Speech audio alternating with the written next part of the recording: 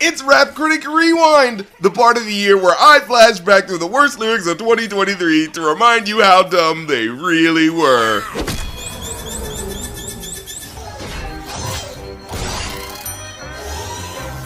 So this year, an OG legendary rapper had beef with an OG legendary rapper over shit that's honestly pretty fucking petty when you look into it, but, you know, knowing what I know about rap beefs by now, it's pretty much carrying on tradition at this point. Just to cut to the root of the issue, Melly Mel is an older rapper who, by nature of his time in the industry, has a founded paranoia concerning white takeovers of black genres. But just like all other phobias, it takes the seed of a partially founded fear and tumbles it into bigoted assumptions and beliefs where you overcorrect on issues in wrong-headed ways by looking at individuals instead of overarching supremacist systems. But because it was likely a mixture of that and his own ego over not being mentioned as much as a white rapper who's more recent, dude jumped in his feelings long enough to release this embarrassing diss to M that inevitably fell flat on his face. And the silliest part was where he tried to do the getting real in your face bit by using Eminem's government name, but oh no, he got the name wrong. Say a last goodbye. Cut before I put Matthew's lights out. I'm turning up the fucking Wi-Fi. So now he sounds just like the doddering old man that he clearly is overcompensating to avoid coming off as. And I've heard some people try to say, maybe when he said that he meant the Matthew Mitchell character from the sequel song To Stand that Eminem did on the Marshall Mathers LP 2 10 years ago. But, like, listen to that explanation, man. You know that's giving him too much credit.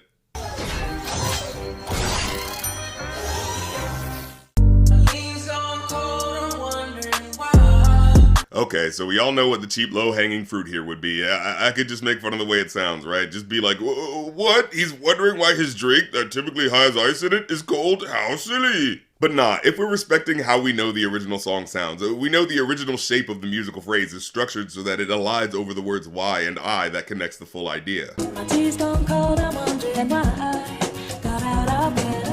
So the tea going cold is like the scene setting, showing how much time has passed in between your thoughts. So then, what's the context flip supposed to be here?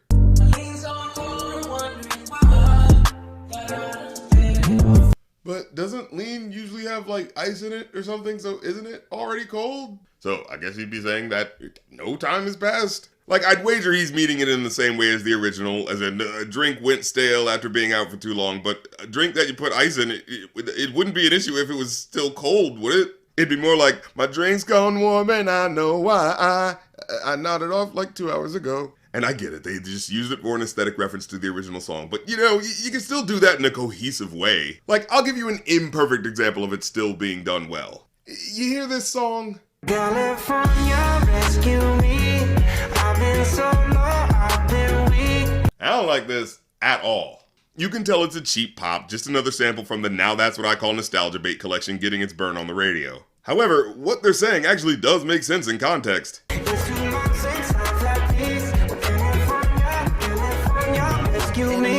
I mean, it's kind of exactly what the original song is about, so, you know, why listen to this when you have the original? But at the very least, what they're functionally saying sounds like they're trying to build on the original idea. It's lazy, but I understand why they're using the sample. With the Ray Shrimmer track, the sample feels like it's just being shoehorned in without really making logical sense for why you'd say it that way. Like what's the clever twist here that justifies using it? Because even giving him the benefit of the doubt here, there's no alternative context that you can flip that doesn't bring us back to the square one imagery of a dude who seems weirdly confused that his drink that's usually already cold is still cold.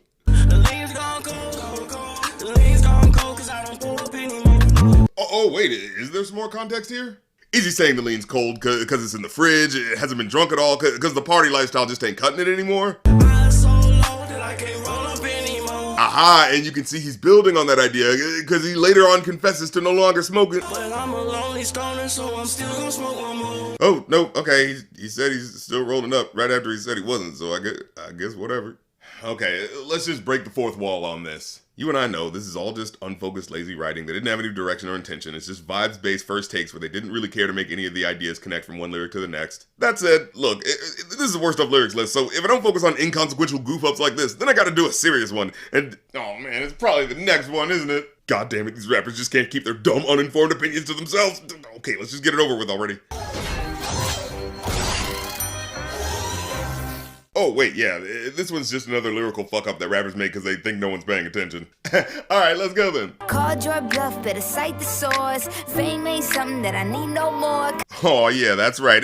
She's gotten what she needs out of the game, so you can have it back. She couldn't care less. Bitch, I said what what I said. I'd rather be famous instead. Oh, right, except for the hook, where she explicitly says she does want to be famous. And it's not like singers can't express ambivalent feelings towards fame if it's intentionally framed for you to feel the pull of extremes, right? Like, oh, here's one factor that I like, but here's another factor that I don't. But here, she doesn't frame it well or flesh out the feelings in relation to each other. So the hook and that one lyric are just so ideologically contrasting, it doesn't seem like they're in the same song. This line is explicitly saying, I could not give a shit about being well known, right before she comes back to the hook where she says, I'd rather be famous instead. That's pretty explicitly saying, I very much enjoy being well known and would like to continue doing so. And look, I said this one wasn't gonna get deep, but I'm sorry, I can't help but notice how these lines where she's giving us these weird contrasting feelings towards fame are also paralleling this weird saga of Doja Cat's relationship with fame and how things played out this year. And let me explain, because, you know, I try as a person to just care about the music and not focus on the fame side of it and what they're doing personally, but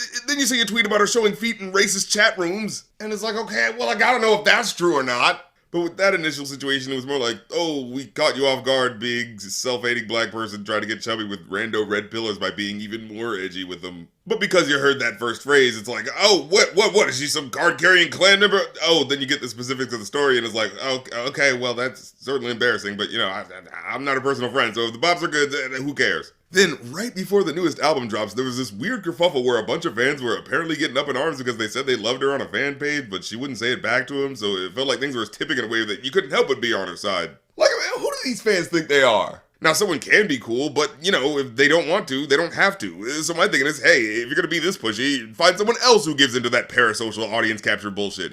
Matter of fact, that album just dropped, and I think I will throw my weight in on Doja's side, because the music is poppin'. Oh, then she posted a pic of a Nazi with a gun on her shirt. And look, I tried to give the benefit of the doubt of this guy, Sam Hyde, like, oh, is this maybe like a comedian who's a little edgier than most people's taste, but he means nothing by it, but, no, this guy's like whole hog white supremacist. Like I don't hate black people, I just think whites should keep their culture protected so their genes don't get diluted by the swarty hordes of the, yeah, it's like, okay, buddy.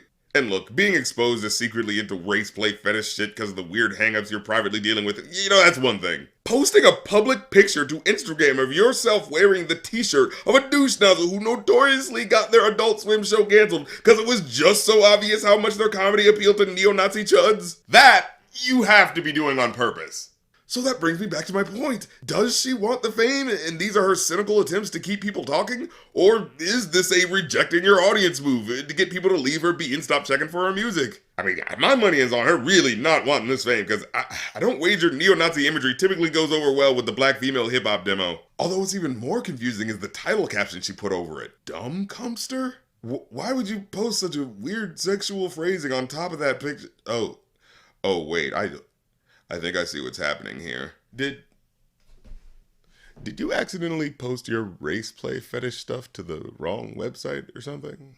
Like, whoops, you meant to post your degradation photo to your Kinkstergram account, but Alexa heard it as Instagram. Oh no! I mean, barring that, if you're gonna wear a shirt with this type of guy on it, you either don't know who he is, in which case you're a dumbass, or you do know who he is and you're fine with it, in which case you're a shitheel. And you know, it's a sad predicament where the positive explanation is that she's just a fucking clueless idiot.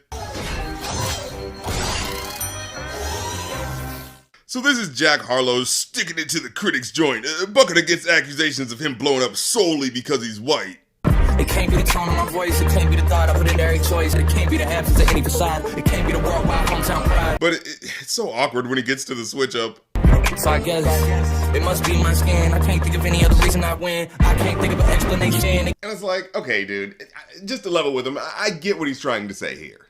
Like, no, he didn't push some white supremacy button to get him where he is, he did put in work. But to think that your whiteness has absolutely nothing to do with it, that's just being goddamn delusional. Let's not sit here and act like it's not white kids that are the larger buying audience for mainstream hip-hop in America. That when they see a face that looks like theirs that can actually rap a bit, of course that's gonna appeal to them. But the ego gets in the way, right? Because if you admit you got any lucky breaks, well then you look like you didn't earn it, right? But if you're completely denying any advantages you have, well you end up sounding like the white dude in that infamous webcomic. You know, the one where the two people are working really hard, and one of them's a Latina woman, but because one person happened to have access to a few advantages, they get a little further in life in a way they just couldn't have been able to in the same way without the resources they had access to. And the thing is, he's actually pretty good at pointing this stuff out when he's observing other people, like in his Common Ground song. The festivals are filled with Larry Bird jerseys, college students in a hurry to jump to a 4 count and say the N-word. Condescending suburban kids growing up to be rap journalists writing urban myths about who they think is the best urban kid and who the worst is and who's authentic. However, the framing of it is what exposes the issue with his perspective. In Common Ground, he's noticing what he sees as obvious as a white dude with the different ways some white guys perpetuate the passive background radiation of white supremacy.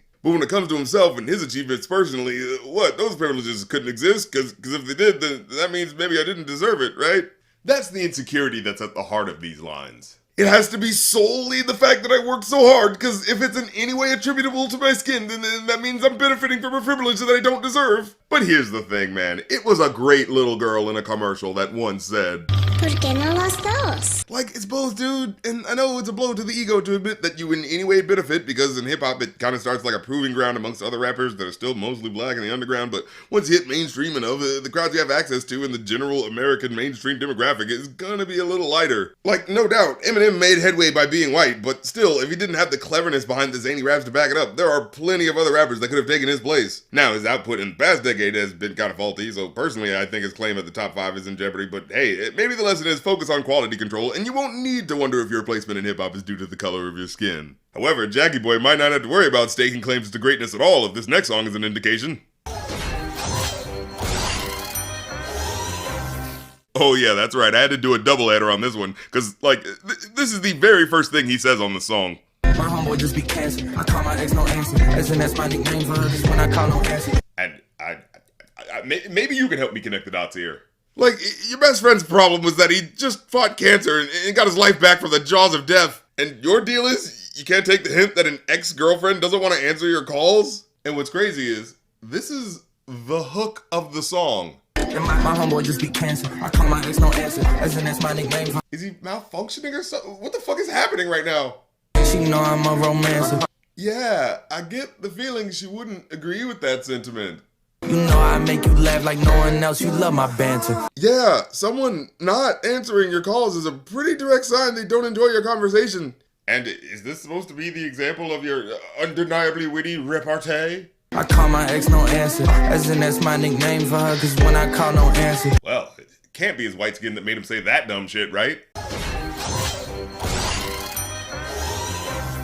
Okay, so if you've been tuned into hip-hop news this year, you probably knew this one was coming. For those unaware, basically, No Name was getting heat for including a verse from Jay Electronica for the lead single of her new album, after it had been pretty well known that he's on the anti-Semitism train. Basically, he'd had some lyrics that kind of do the rhetorical I'm not touching you game, where they can't explicitly say the meaning behind their insinuations because they know it would look bad. And I bet you with Rothschild I get a bang for my dollar. The synagogue of Satan want me to hang by my collar. Like, with this lyric, the Rothschilds are a rich Jewish banking family that he mentions right before talking about a synagogue of Satan, a phrase from the Bible apparently meant to point out Jews who sold out their people for money, essentially calling them fake Jews for doing so. But, well, his Hotep belief logic jumbles up and conflates things to basically say that since white Jews will typically have more money per capita than black people, that has to mean that white Jews are the evil Jews and the black people are the good Jews. Now, see, that's not really understandable or comprehensible to the average person who comes across a line like this without context. Because the point is to couch the deeper beliefs about Jewish people being evil in sort of, if you know, dog whistles that someone not keyed in would recognize. And trust me, I legit gave a chance and listened through his spiritual leaders' talks, because,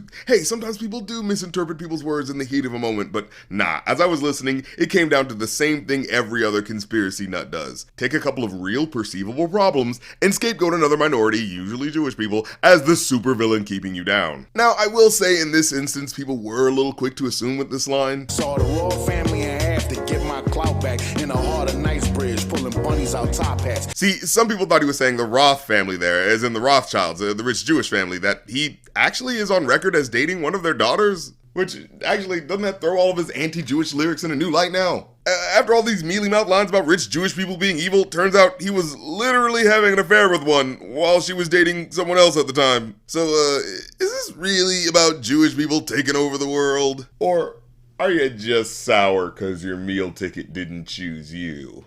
Now, the reason I especially bring this up is that in response to the backlash for having him on the song and all the swirling accusations of anti-Semitism being sanctioned, No Name essentially hand-waved any criticism by saying, well, if you think I included a dude on my project that spews anti-Jewish rhetoric, I don't care, you can go listen to someone else if that bothers you. And I'm not exaggerating, that's pretty much what she said. It's that mode of thinking that's like, well, he's a fellow black man, so even if they say wrong-headed, ignorant shit out of spite against other minorities, we're rooting for everyone black, right? So we can't criticize anything they do or else we're letting the white man win. And sure, people were giving her an especial amount of shit for including him for what's essentially his verse that had the dumb shit in it, but I think it holds weight. Like, let's keep it a buck. If someone like Tom McDonald showed up in her studio and laid down some shit like, no, I'm not racist, I just believe in the preservation of whiteness against the degenerate culture that believes in race, there wouldn't be no, well, if you don't like it, just don't listen. She'd have more than enough incentive to think about exactly why people had a problem with it.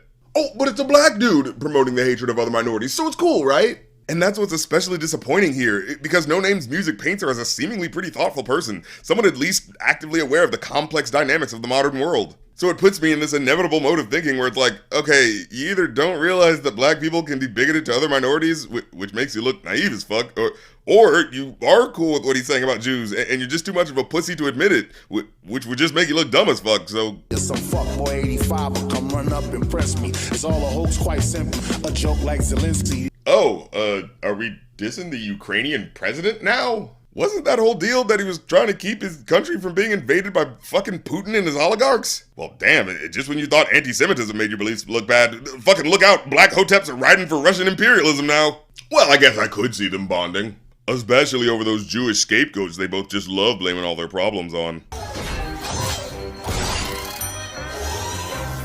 So, getting on the mainstream guys about bad lyrics is usually the routine, but every now and then, I gotta call out some of the underground cats for the shit they be talking. Cause look, I understand the underground mentality is like, oh, we're real artists, we don't conform to the standards and practices of the mainstream, man. But sometimes there's like a reason why they do things a certain way.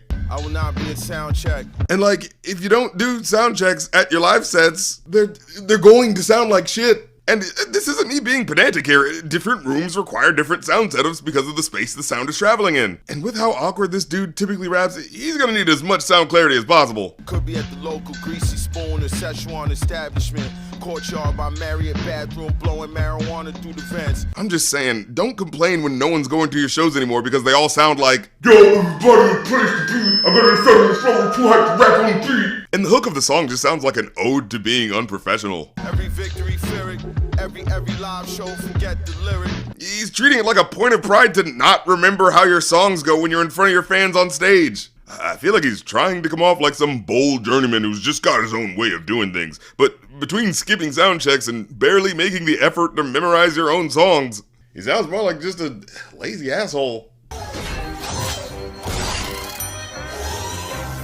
I'm loyal, bitch, I got yay over Biden.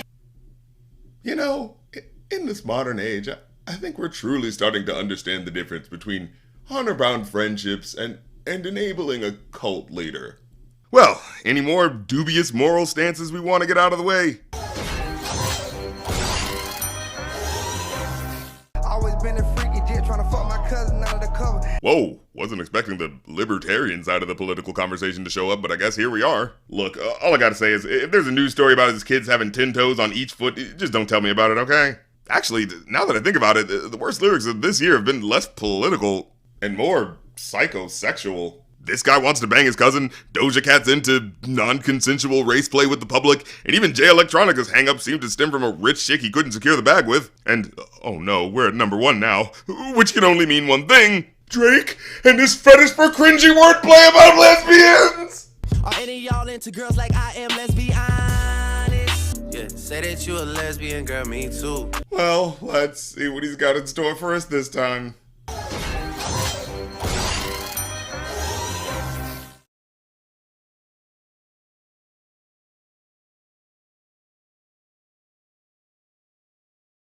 Oh God, the cringe, it hurts. Jesus Christ, how does he keep finding a way to scrape under the bottom of this barrel? I feel like I'm bi, cause you're one of the guys, girl. Okay, that one wasn't even fucking trying. And what's annoying is it's just another I'm a lesbian too line, but it's even more stupid when you think about it. Cause like, for him to say that he feels bi when he's with a woman, it's just the doofiest way of wording it. Cause it's like, oh, she's like a dude, but this is the closest to me a straight dude will ever get to being bi. It's so dumb. And I know it's intended as just a stupid reference to how cool she is with his clique, but after the corny one right before it, plus the real rock-headed ones from Loverboy, he makes lame lesbian jokes so much, I'm starting to think he really does enjoy the shame of it. And I've been non-consensually participating in this kink, haven't I? Oh God, it makes too much sense! Ever since the Lesbianis line, he's been like, thank you for ripping on my bad lyrics, sir, may I have another? Thank you for ripping on my bad lyrics, sir, may I have another? Damn it, Drake, keep your embarrassing fetishes between you and your OnlyFans models like a normal person. Well, that's the episode. So thanks for watching, and I'll see you next year. Peace.